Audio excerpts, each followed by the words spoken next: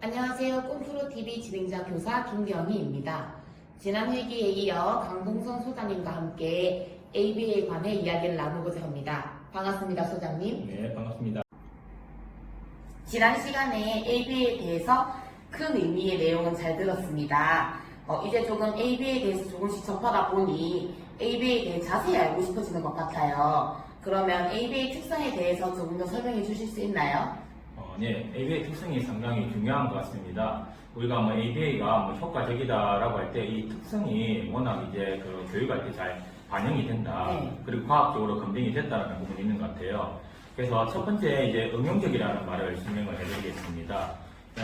제가 응용행동 분석일 때도 이야기를 했는데요. 네. 이 ABA는 항상 응용적으로 이렇게 돼야 된다는 겁니다. 그게 뭐냐? 우리 여러 가지 기술, 안 그러면은 재화를 통해서 기능을 올리겠지만은 그것은 실제 생활에 필요한 기술들을 올린다는 네. 겁니다. 그러면 자조 기술, 이제 언어 기술, 또 실제 생활에서 뭔가 사용하는 기술, 이런 것을 이제 하기 때문에 우리가 배운 거는 실제적으로 응용이 가능해야 된다라는 그런 면이 있거든요. 그리고 이거는 또 행동적이어야 돼요. 우리가 하는 행동 있잖아요. 네. 한 번 했다, 두 번 했다, 이제 언어에 어떤 말을 했다라는 거는 정확하게 우리가 측정이 가능해야 네. 되거든요. 그렇게 해야 지금은 현행 수준이 이러니까 다음에 어디까지 향상을 시켜야 되고, 그리고 이러한 기준이 있어야 우리가 다음에 목표를 잡고 뭔가 진행을 할 때 이런 행동을 정확하게 측정할 수 있어야 된다라는 부분이 있습니다. 그리고 여기에서 우리가 기술적이라는 말이 있습니다. 네. 이 기술적이라는 거는 누가 이제 이야기하더라도 동일하게 해석을 해야 네. 되거든요.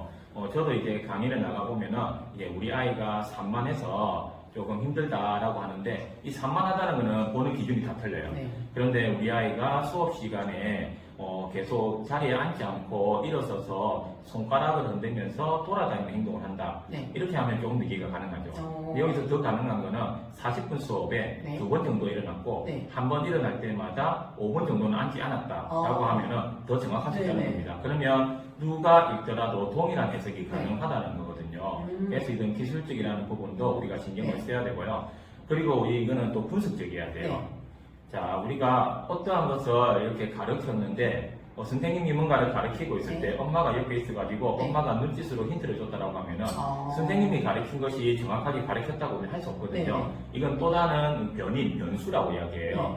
그래서 그러면 이 아이는 정확하게 우리가 목표로 한 걸 배웠느냐, 그게 아니라는 겁니다. 네. 어머님의 다른 힌트, 안 그러면 선생님이 가르칠 때 본래 가르치고자 했던 것 말고 많은 촉구나 네. 도움을 줄 수 있을 거예요. 네. 그러면 이거는 그게 없을 때 정확하게 할 수 있느냐, 네. 이걸 정확하게 알 수 없다는 겁니다. 어. 그래서 이런 건 분석적이라고 네. 하거든요. 그래서 정확하게 내가 준비하고 이렇게 가르친 내용이 네. 이 상황에서 정확하게 나오는지를 확인해야 된다라는 네. 부분이고요. 그리고 이거는 또 개념적으로 체계적이라는 접근이 네. 있어요.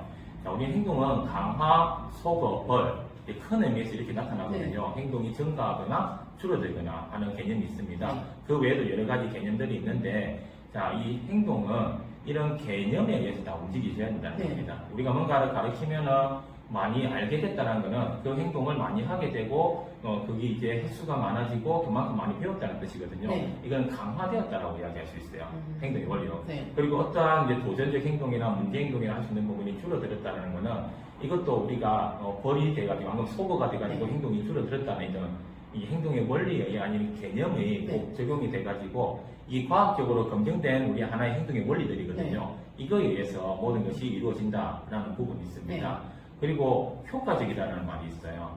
우리가 실제 배운 거는 실생활에 응용이 된다고 제가 이야기했죠. 네. 그리고 이게 정말 이 배운 내용이 그 실생활에 활용을 할 때 효과적으로 적용이 되어야 된다는 겁니다. 네.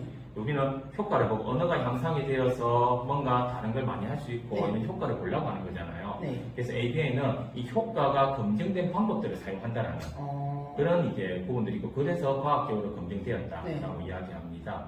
그리고 마지막으로 우리가 일반성에 대해서 네. 이야기할 수 있는데, 자, 치료실에서는 잘하는데 집에서는 안 된다. 안 음. 그러면 집에서는 잘하는데 또 학교에서는 안 된다. 네. 이런 이야기 많이 하시거든요. 그리고 지금 잘하고 있다가 시간이 지났는데 또 안 돼. 네. 이런 이야기 많이 합니다. 그래서 일반성이라는 거는 지금 배운 것이 나중에도 유지가 될 수 있어야 되고요. 네. 그리고 선생님하고 배운 내용이 저하고 하더라도 동일하게 할 수 있어야 네. 되고, 그리고 우리가 지도실에서 했던 것이 다른 환경에서도 네. 또 할 수 있도록 이러한 것을 체계적으로 교육하는 것이 ABA고 이게 하나의 ABA의 특성이라고 네. 할 수 있을 것 같습니다. ABA는 언어, 인지, 학습을 향상시키는 데 도움이 된다고 들었어요. 그렇다면 우리 아이가 ABA 치료를 받게 된다면 가장 먼저 해야 할 부분이 따로 있을까요? ABA는 딱 시작점이 있지는 않거든요. 네. 이제 아이의 현행 수준에 따라서 아이의 맞춤형으로 저희가 교육 계획을 이렇게 짜게 됩니다. 네. 그래서 딱 이제 여기부터 시작해야 된다는 거는 이제 우리가 평가를 해가지고 네. 시작을 할 건데요. 근데 ABA 할 때 제가 이제 강조드리고 싶은 거는 네. 너무 기능 향상에만 이렇게 올인하지 않는 것이 중요한 것 같습니다.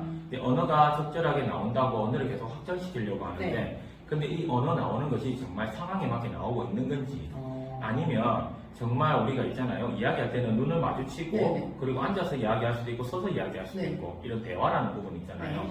근데 이야기는 주고받는데 다른 거 하면서 집중이 안 되고 있어요.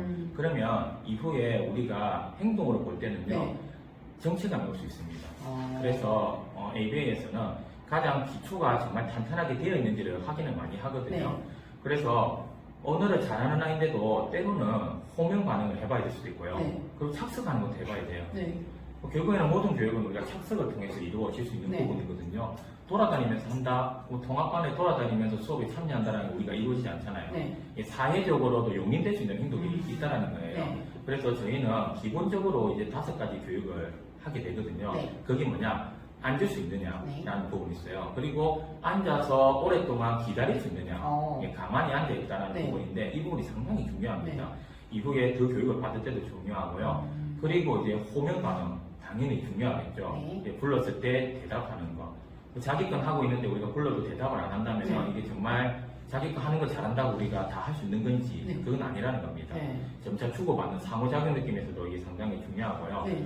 그리고 이제 이 모방이나 이 모방도 즉각적인 모방이 가능한지 네. 그리고 이후에 뭔가 만들어지고 이후에 들었던 거 있잖아요. 그런 네. 걸 다른 장소에서도 모방에 쓸 수 있느냐 네. 이런 느낌들 이게 가장 중요한 부분이라고 생각을 해요. 그래서 기초를 탄탄하게 하고 올라가면요 네. 이후에 발달에서도 우리가 정말 그냥 의미 없는 말이 아니라 네. 의미 있는 말 그리고 행동을 하더라도 그냥 나의 행동이 아니라 네. 상호작용이 되고 주변 환경에 따른 행동이 네. 더 향상될 수 있다는 걸 좀 강조하고 싶습니다.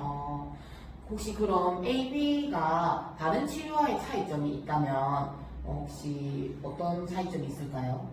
ABA는 과학적인 접근이라고 하거든요. 네. 그래서 아까 특성에서도 이야기했지만은 정확하게 행동에 대해서 정의하고요. 네. 그리고 데이터 분석을 하고 그 결과를 보고 우리가 잘 될 수도 있고 안 될 수도 있습니다. 네. 그러면 그거에 대해서 피드백도 하고 잘 되는 것은 더 앞으로 어떤 방향으로 나아가야 될지 네. 이런 걸 하고 있습니다. 네. 그리고 기존의 효과가 검증된 방법들, 네. 우리가 증거 기반이라고 하는데요. 네. 그 방법들을 가져와서 다 쓰고 있어요. 네. 근데 제가 강조하고 싶은 거는 다른 치료도 다 도움이 될 수 있고요. ABA도 도움이 될 수 있는데 도움이 되는 방법이라면 네. 뭐 언어 치료할 때도 ABA를 활용할 수 있다고 생각하고요. 네. 체육을 할 때도 다른 거 할 때도 충분히 활용할 수 있다고 네. 생각합니다. 그래서 다른 치료하는 분들하고도 이렇게 연계가 되면 저는 좋다고 생각하고 그런데 이제 ABA가 가진 그 특유의 장점은 네. 우리가 정확하게 행동을 상세하게 어떻게 향상시킬지에 대해서 정확하게 좀 접근을 할 수 있다. 네. 그리고 저는 ABA하면서 가장 매력적이었던 것은 네. 이거 데이터 분석을 통해 가지고 아이를 체계적으로 이렇게 올려 나갈 수 있다라는 네. 부분에서 많은 매력을 느꼈던 것 같습니다. 예.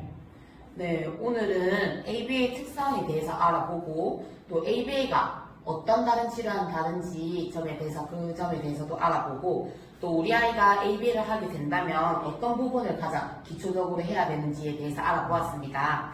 답변해주신 강동선 소장님께 감사하는 말씀 전합니다. 감사합니다. 감사합니다. 네, 혹시라도 유튜브를 시청하고 계신 분들 중에서 이런 내용은 어떤 점이 궁금한지 또 어떤 내용을 더 다루었으면 하는지에 대해서 댓글 남겨주시면 저희가 확인해서 또 그거에 대한 내용에 대해서 저희가 촬영해서 또 업로드할 예정입니다.